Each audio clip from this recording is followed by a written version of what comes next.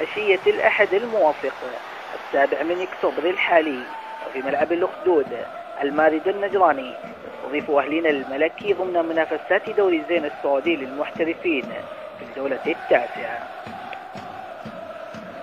تعتبر بداية المارد النجراني هذا الموسم أفضل بكثير من المواسم الماضية، حيث لعب الفريق 8 لقاءات، فاز في 3 وتعادل في 2 وخسر في 3، وسجل لاعبوه 13 هدفا، فيما تلقت شباكه 19 هدفا، ويملك 11 نقطة، محتلا المركز السابع.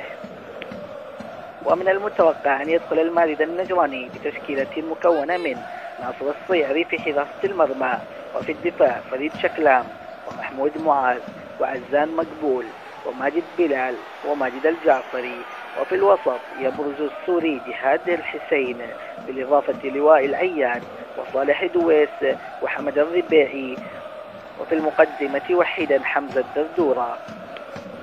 ويملك الفريق أوراقا رابحة من أمثال حسن الراهب ومتب الحمسل ومحسن النجراني، ويقود الفريق فنيا الكرواتي جيسيك.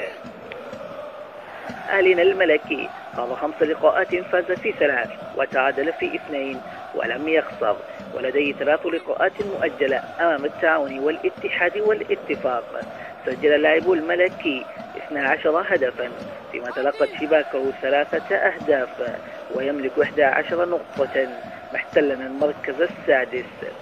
ويتوقع أن يدخل الملكي بتشكيلة مكونة من ياسر المسلم في حراسة المرمى، وكامل الموسى وبلمينو ومنصور الحربي ومصطفى بصاص بديلا للموقوف كامل المر، وفي الوسط وليد بخشوين ومعتز الموسى وتيسير الجاسم وديغو موراليس، وفي المقدمة عيسى المحياني وعماد الحوسني.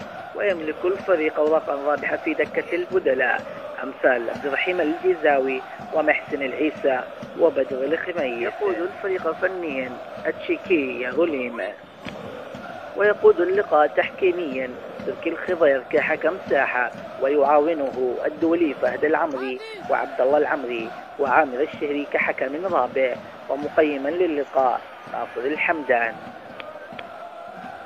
كل الأمان القلبية بالتوفيق دوما لأهلنا الملكي. كنت معكم أحمد الأهلاوي، أستودعكم الله.